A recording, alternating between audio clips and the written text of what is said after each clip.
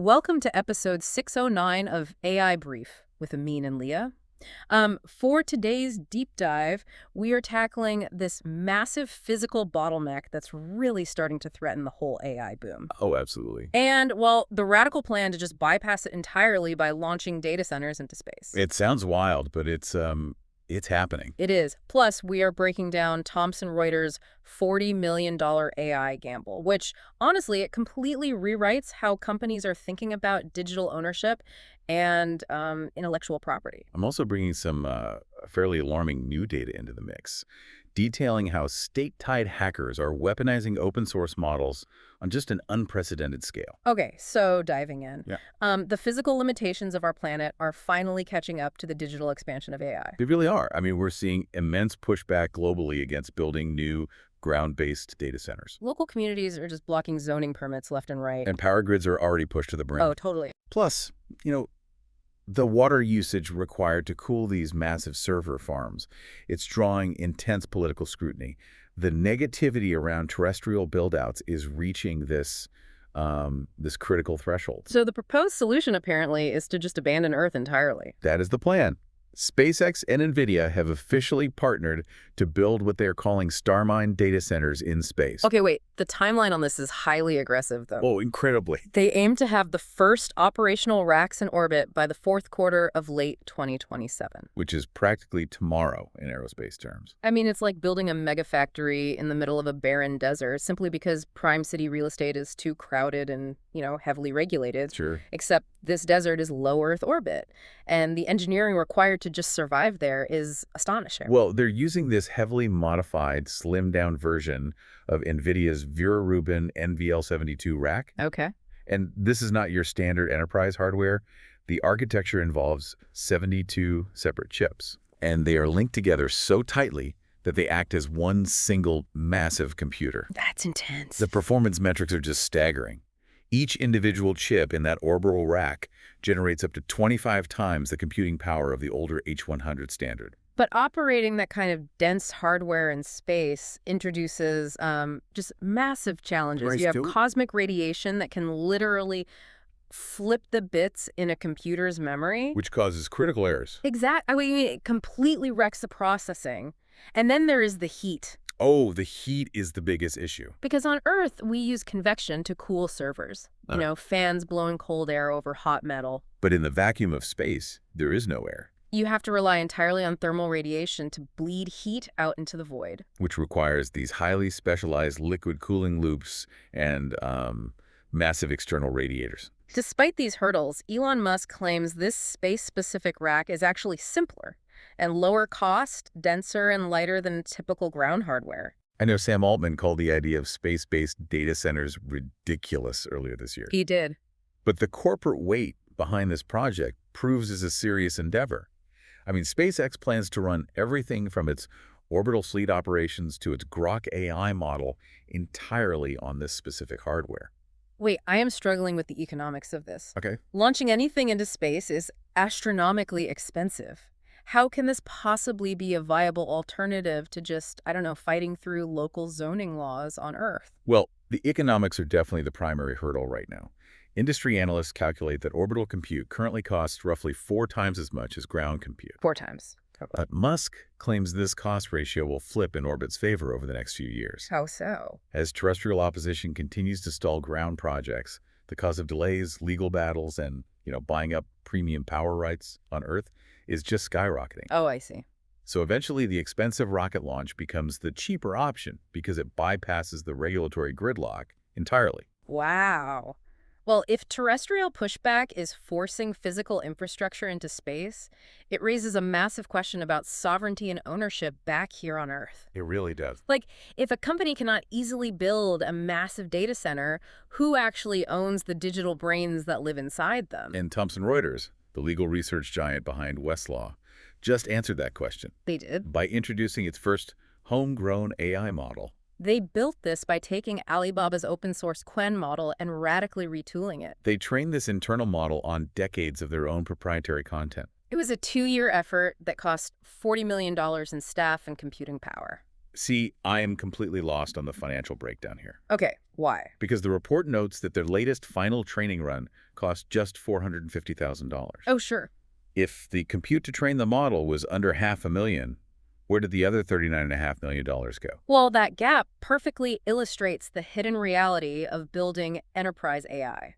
The raw compute is relatively cheap. The true cost is data curation and talent. Oh, interesting. They spent 2 years paying top-tier software engineers and legal experts to clean, format, vectorize, and tag decades of messy, unstructured legal documents. So you can't just dump raw text into a model. No, it has to be meticulously structured. That human labor and data pipeline engineering accounts for the massive price tag. That investment clearly paid off in the performance metrics, though. It really did. They benchmarked his internal, highly specialized model against the most powerful general models in the world. And it scored ahead of Claude Opus 4.8, Gemini 3.1 Pro, and GPT 5.5. Specifically within complex legal domains, of course. Right, well, yes. Joel Hron, the CTO of Thomson Reuters, offered a brilliant analogy for why they did this. What was it? He compared relying on commercial AI APIs to renting a house. You pay every month, but you build no equity.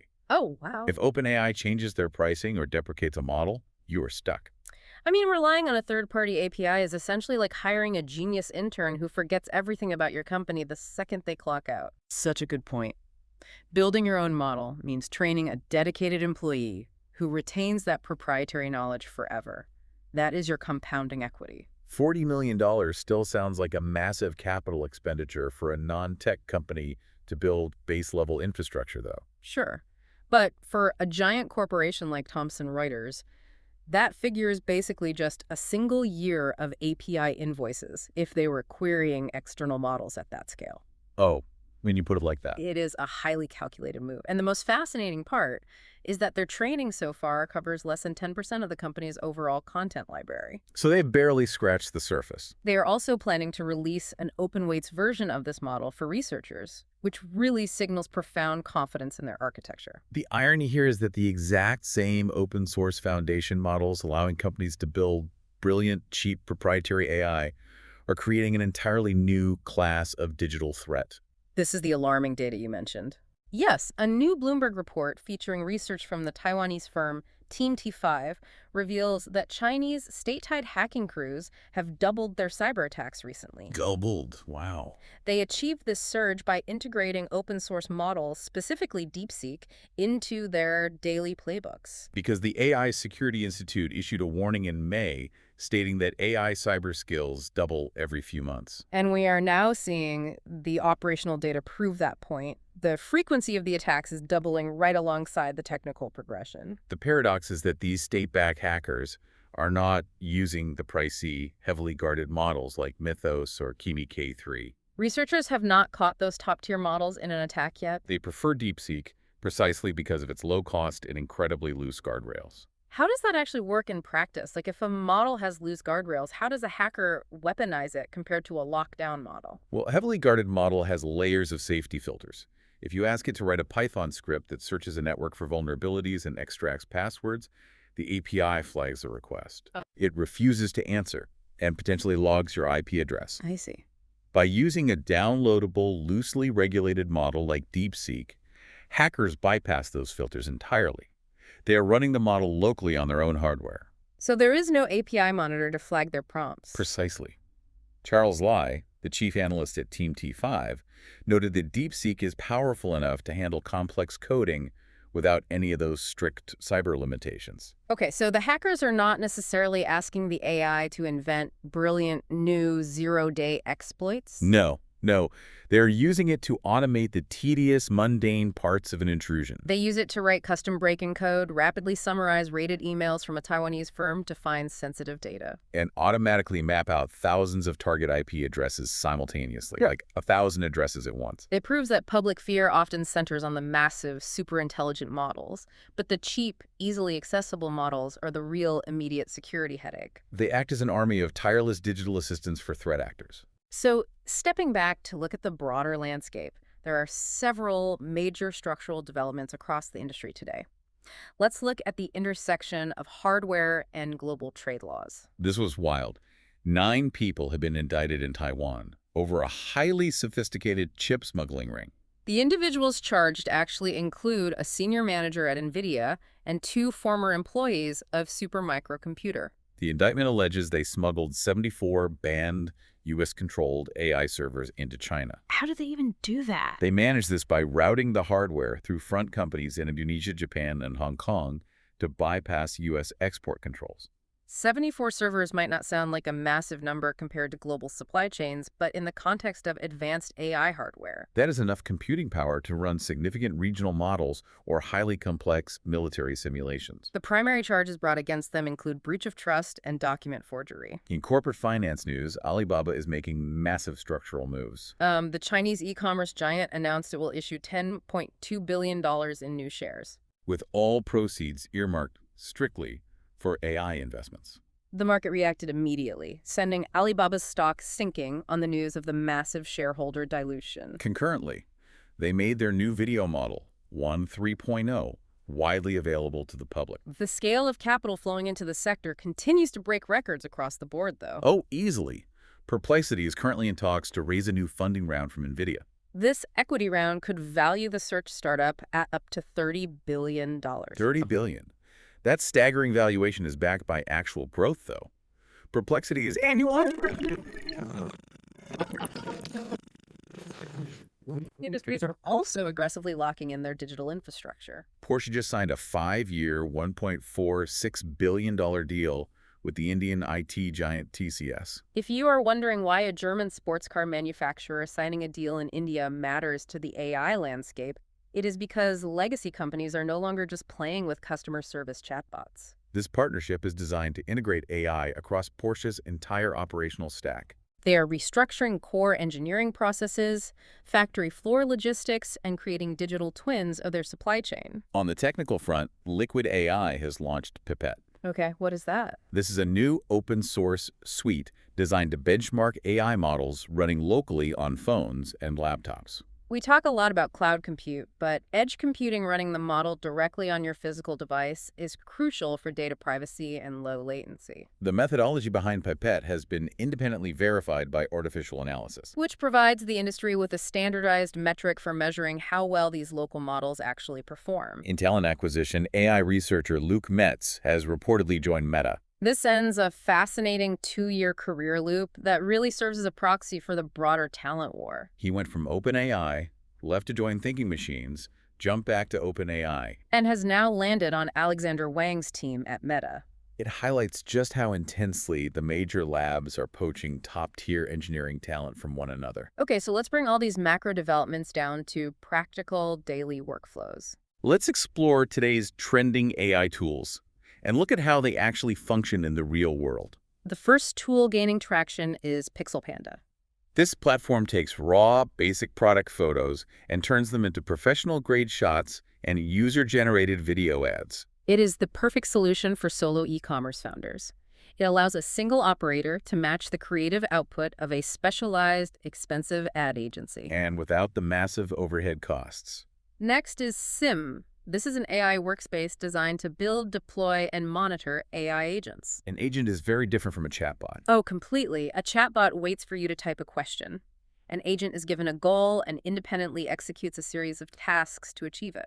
Sim functions as a digital command center for managing these non-human employees, giving operators full visibility into what their automated agents are doing in the background. We also have Bloxed trending today. This is a no-code mobile app builder powered entirely by AI. It democratizes mobile development by allowing non-technical users to build and publish fully functional applications. Simply by describing the desired features and logic in plain English. We mentioned Alibaba's Qwen 3.0 earlier, which is now generally available. This is their latest AI video model. The practical application here is incredibly useful for corporate communications. You can take a dry, static Q3 earnings spreadsheet or a lengthy financial document, feed it into the model, and have it instantly generate a polished 30-second video presentation explaining the data visually.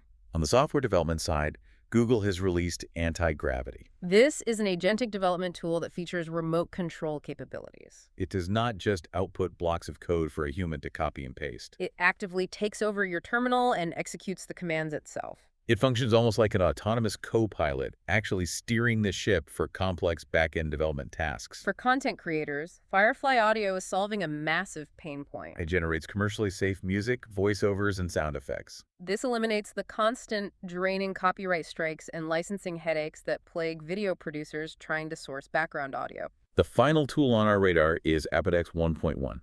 This represents the next major evolution of autonomous workflows. It utilizes open models to coordinate parallel AI teams working on complex tasks simultaneously. So instead of having one AI work on a project sequentially, finishing step A before starting step B, Apodex manages multiple autonomous agents collaborating on different parts of the project at the exact same time. it fundamentally changes the speed of execution when you have parallel workflows managed by a central coordinating intelligence. Connecting all of this back to where we started today, we are witnessing an incredible acceleration in both infrastructure and autonomous capability. We really are. I mean, if we are already engineering massive data centers to survive the radiation of low Earth orbit, and tools like Apodex are actively managing parallel AI teams on complex engineering tasks. How long until those space-based AI teams start designing, optimizing, and launching their own orbital infrastructure? That is a fascinating question to leave on. If you found today's deep dive valuable, please follow the show and share it with someone who needs to stay informed on the absolute frontier of this technology. See you in the next episode.